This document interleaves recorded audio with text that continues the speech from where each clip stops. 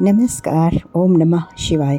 मैं आज आपके लिए लेके आई हूँ संतान सप्तमी की कथा, जो कि आप नित्य पूजा करने के बाद में, जो भी संतान सप्तमी में पूजा की जाती है उसके बाद में ये कथा सुने, क्योंकि कथा ज़रूर सुननी चाहिए।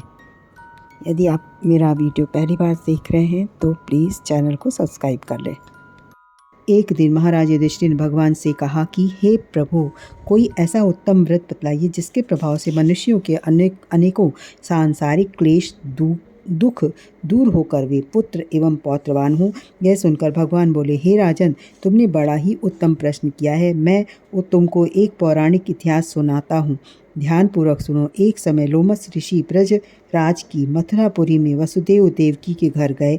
ऋषि राज को आया हुआ देख करके दोनों अत्यंत प्रसन्न हुए तथा उनको उत्तम आसन पर बैठाकर उनका अनेक प्रकार से वंदन और सत्कार किया। फिर मुनि के चरणों तक से अपने घर तथा शरीर को पवित्र किया। वह प्रसन्न होकर उनको कथा सुनाने लगे। कथा के कहते लोमस ने कहा कि हे देवकी, दुष्ट दुराचारी पापी कंस ने तुम्हारे कई पुत्र मार डाले हैं, जिसके कारण तुम्हारा मन अत्यंत दुखी है। इसी प्रकार राजा नहुस की पत्नी चंद्रमुखी भी दुखी रहा करती थी, किंतु उसने संतान सप्तमी का व्रत विधि विधान सहित किया, जिसके प्रताप से उनको संतान का सुख प्राप्त हुआ। यह सुनकर देवकी ने हाथ जोड़कर मुनि से कहा, हे ऋषिराज, आप कृपा करके रानी चंद्रमुखी का संपूर्ण वृत्तांत तथा इस व्रत का विधान विस्तार सहित मुझे बतलाइए, जिससे मैं भी इस दुख से छुटकारा पाऊं। लोमस ऋषि ने कहा, हे देवकी, अयोध्या के राजा नहुस थे। उनकी पत्नी चंद्रमुखी अत्यंत सुंदर थी। उनके नगर में विष्णुगुप्त नाम का एक ब्राह्मण रहता था। उसकी स्त्री का नाम भद्रमुखी था।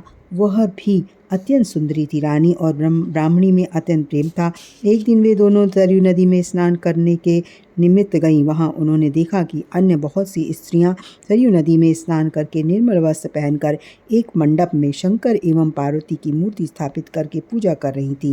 रानी और ब्राह्मणी ने यह देखकर उन स्त्रियों से पूछा कि बहनों, तुम यह किस देवता का और किस कारण से पूजन व्रत आदि कर रही हो? यह सुन स्त्रियों ने कहा कि हम संतान सप्तमी का व्रत कर रही हैं और हमने शिव पार्वती का पूजन चंदन अक्षत आदि से षोडशोपचार विधि से किया है। यह सुन इसी पुनीत व्रत का विधान है।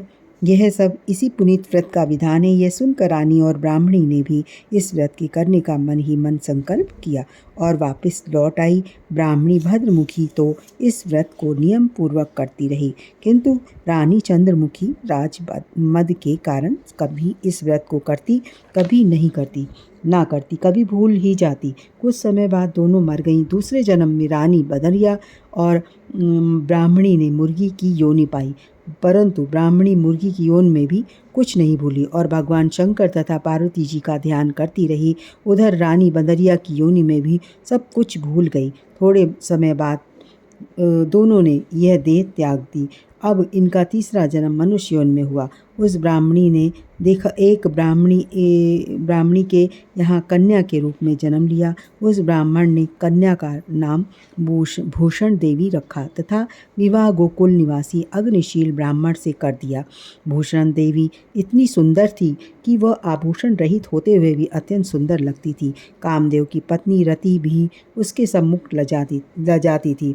भूषण देवी ने अत्यंत सुंदर वर्ण गुण संपन्न चंद्रमा के समान धर्मवीर कर्मनिष्ठ सुशील स्वभाव वाले 8 पुत्र उत्पन्न हुए।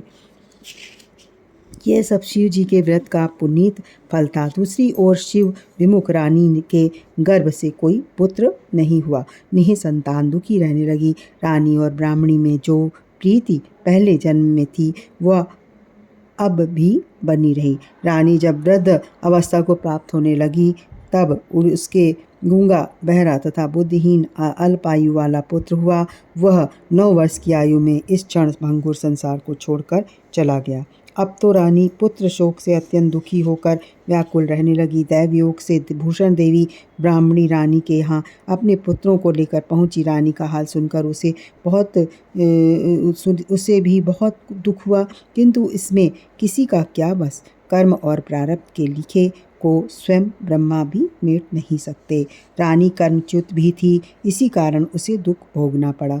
इधर रानी उस पंडितानी के इस वैभव तथा 8 पुत्रों को देखकर उससे मन में ईर्ष्या करने लगी तथा उसके मन में पाप उत्पन्न हुआ। तब उस ब्राह्मणी ने रानी का संताप दूर करने के निमित्त अपने 8 पुत्र रानी के पास छोड़ दिए।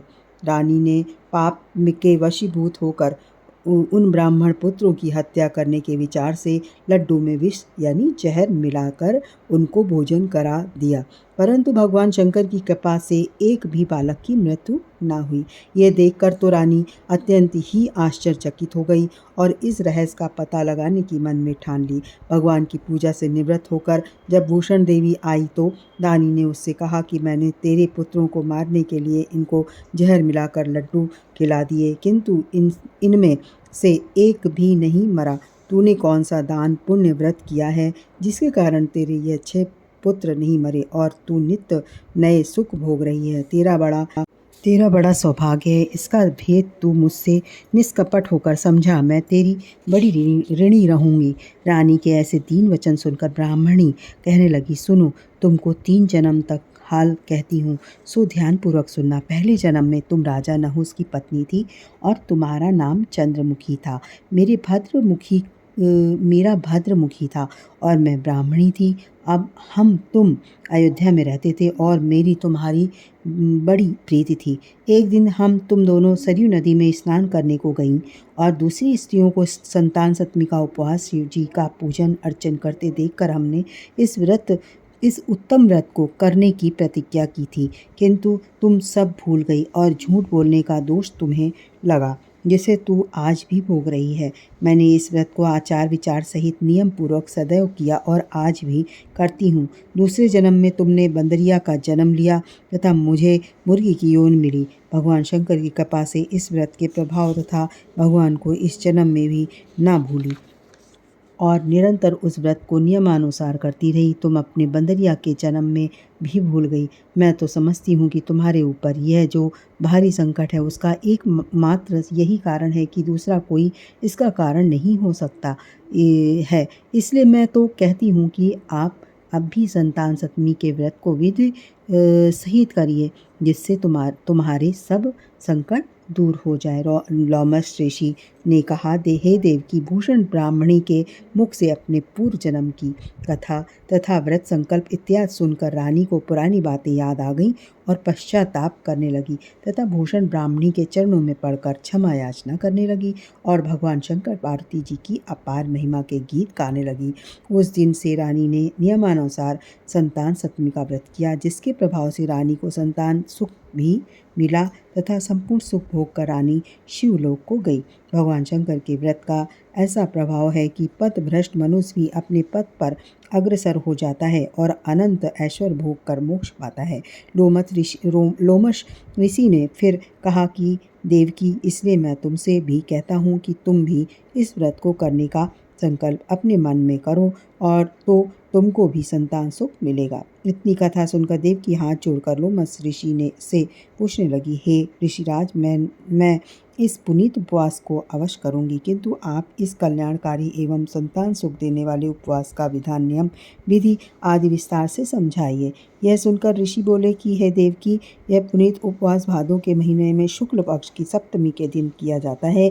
उस दिन ब्रह्म मुहूर्त में उठकर किसी नदी अथवा कुआं के पवित्र जल में स्नान करके निर्मल वस्त्र पहनने चाहिए। श्री शंकर भगवान और तथा जगदम्बा पार्वती जी की मूर्ति की स्थापना करें। इसका एक गंडा बनाने उसे गंडे में 7 गांठें लगानी चाहिए और इस गंडे को धूप दीप अष्टगंध से पूजा करके अपने हाथ में बांधे और भगवान शंकर से अपनी मनोकामना पूर्ण होने की प्रार्थना करें। तदनंतर 7 पुआ बनाकर भगवान का भोग लगावे और साथ ही पुआ एवं यथाशक्ति सोने अथवा चांदी की अंगूठी बनवाकर इस सबको एक तांबे के पात्र में रखकर और उनका षोडशोपचार विधि से पूजन करके सदाचारी धर्मनिष्ठ सत्पात्र ब्राह्मण को दान देवे। उसके पश्चात 7 पुआ स्वयं प्रसाद के रूप में ग्रहण कर इस प्रकार इस व्रत का पारायण करना चाहिए। प्रतिपाल की शुक्ल पक्ष की सप्तमी के दिन हे देव की व्रत को इस प्रकार नियम पूर्वक करने से समस्त पाप नष्ट होते हैं और भाग्यशाली संतान उत्पन्न होती है तथा अंत में शिवलोक की प्राप्ति होती है। हे देव की, मैंने तुमको संतान सप्तमी का व्रत संपूर्ण विधान विस्तार सहित वर्णन किया है, उसको अब तुम नियम पूर्वक करो, जिससे तुमको उत्तम संतान पैदा होगी। इतनी कथा कहकर भगवान आनंद कंद श्री कृष्ण ने धर्मावतार युधिष्ठिर से कहा कि श्री लोमस ऋषि इस प्रकार हमारी माता को शिक्षा देकर चले गए। ऋषि के कथनानुसार हमारी माता देवकी ने इस व्रत को नियमानुसार किया, जिसके प्रभाव से हम उत्पन्न हुए। यह व्रत विशेष रूप से स्त्रियों को कल्याणकारी है ही, परंतु पुरुषों को भी समान रूप से कल्याणदायक है। संतान सुख देने वाला, पापों का नाश करने वाला यह उत्तम व्रत है, जिसे स्वयं भी करें तथा दूसरों से भी करवावें। नियम पूर्वक जो कोई इस व्रत को करता है और भगवान शंकर एवं पार्वती जी की सच्चे मन से आराधना करता है, निश्चय ही अमृत पद पैदा करके अंत में शिवलोक को जाता है। बोलो शंकर भगवान की जय। बोल कृष्ण कन्हैया लाल की जय। तो ये थी, हमने आपको संतान सप्तमी की व्रत कथा बताई कि ये जो भी पूजा आप करते हैं उसके बाद में इसको कथा को ज़रूर सुनना चाहिए। इसी के साथ में ओम नमः शिवाय।